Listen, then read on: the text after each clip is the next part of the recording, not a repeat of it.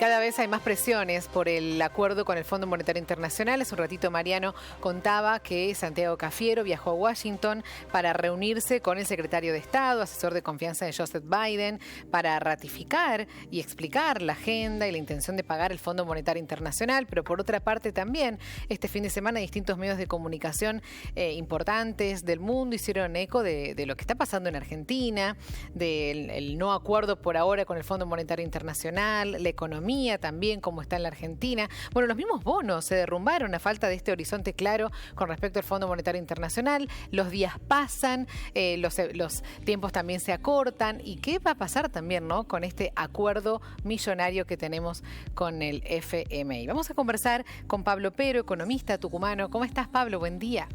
¿Qué tal? ¿Cómo estás? Un gusto escuchar. Un placer, Pablo. Bueno, este escenario, ¿no?, que tenemos ahora, arrancando el año, con este acuerdo que nos llega, con este acuerdo que tiene tanta incertidumbre, tantas dudas, que no se sabe realmente qué es lo que está ocurriendo, pero por otro lado, las consecuencias también, ¿no?, que tiene este no pago todavía de esta deuda.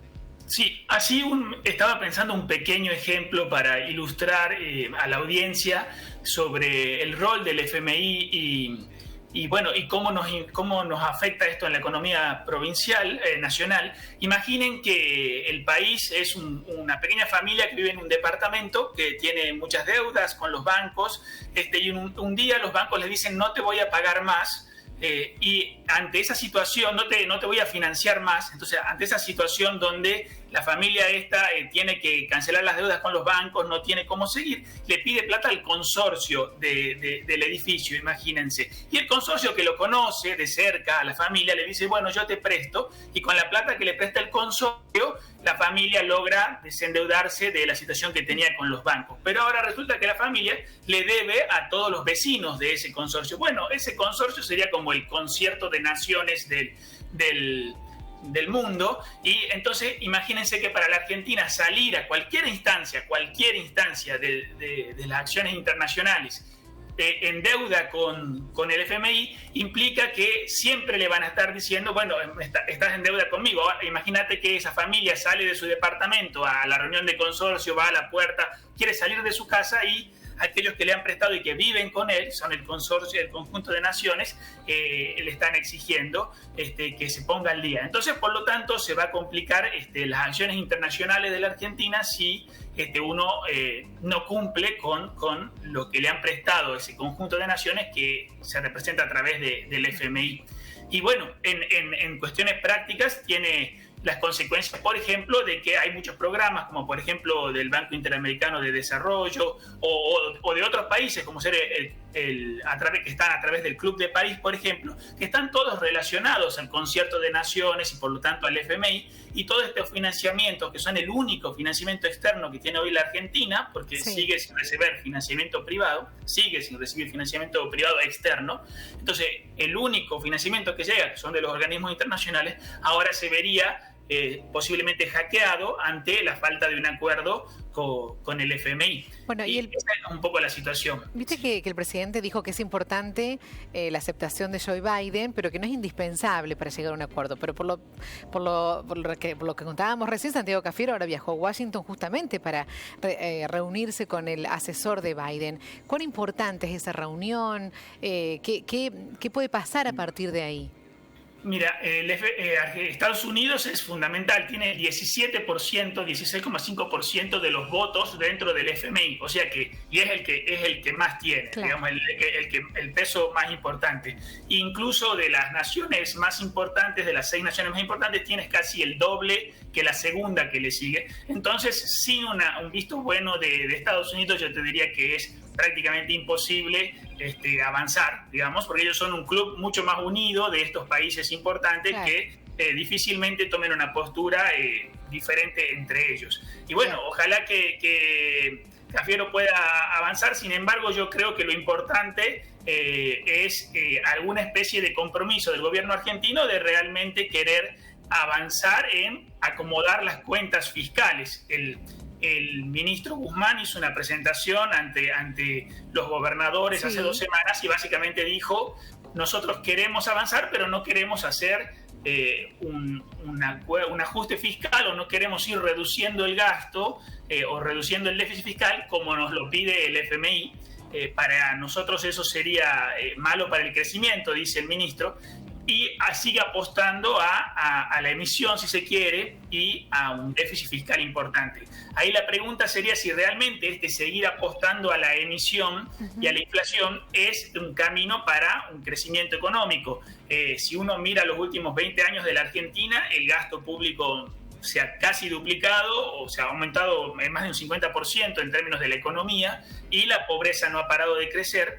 Y incluso el ministro habla de un gran rebote o de un gran crecimiento en 2021 y el mercado no ve como un gran crecimiento, simplemente ve una salida de la cuarentena, que eso fue como reponerse de haber congelado la economía. Pero lo que digo es que no se ve que esta estrategia de aumentar el gasto realmente haya generado un gran crecimiento económico. Entonces el ministro pretende seguir con esa idea y el riesgo está en que seguir sin un plan y seguir impulsando la economía solo desde el gasto público puede tener la consecuencia de una desestabilización desde el punto de vista de un no acuerdo y de las mismas dudas que puede tener cualquier ahorrista que no tiene nada que ver con el FMI, al decir, si yo no sé si mi moneda vale, si va a perder más valor, no quiero invertir. Eso es importante, bueno, viste lo que decíamos también, lo de Wall Street, de los bonos, cómo se derrumbaron también, ¿no? Esperando a ver qué va a pasar con esta reunión, qué pasa con el acuerdo, si se sabe algo. O sea, hasta en eso todo repercute.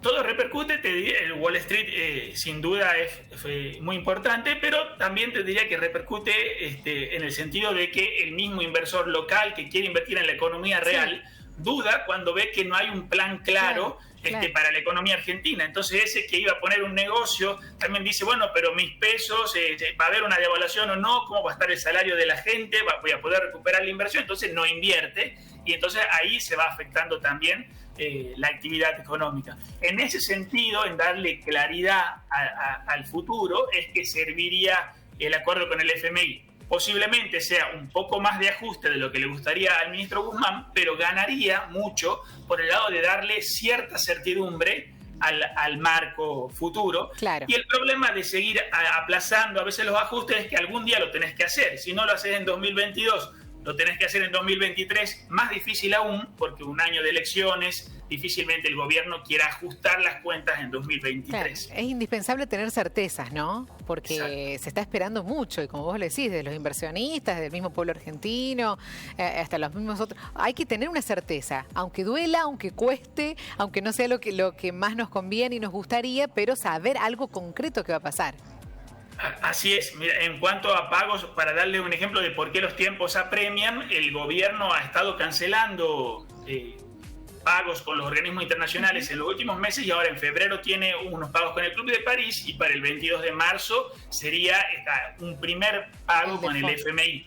Entonces, si siguen pagando, nos quedamos sin reservas, cada vez hay menos reservas, pero cuando llegan los números más importantes, más avanzado el año, ya realmente no vamos a tener cómo pagar y ahí sería el momento de desenlace, digamos, dañino de esta situación. ¿Qué es lo que te quiero decir? Que estamos pagando los pequeños pagos que nos han aparecido hasta ahora. Sería inconsistente haber estado pagando esto durante meses, pequeños pagos, para luego a la hora del gran pago generar un default. Lo mejor sería en todo caso llegar al acuerdo incluso antes de los pagos de marzo, así de esa forma ya uno reperfila toda esta deuda y se ahorra estos pagos que ahora hemos estado haciendo y que empiezan a crecer fuertemente a partir de marzo. Pablo, como siempre, muy claro tu explicación ante esto de que no sabemos bien todavía qué va a pasar, pero vamos expectante a esta reunión de Santiago Cafiero allí en Washington, a ver qué pasa, qué trae de ahí, si son buenas noticias, si es un apoyo, si es un aspecto positivo que puede sumar a este acuerdo tan esperado. Te agradecemos muchísimo. Bueno, gracias a ustedes. Hasta luego. Gracias.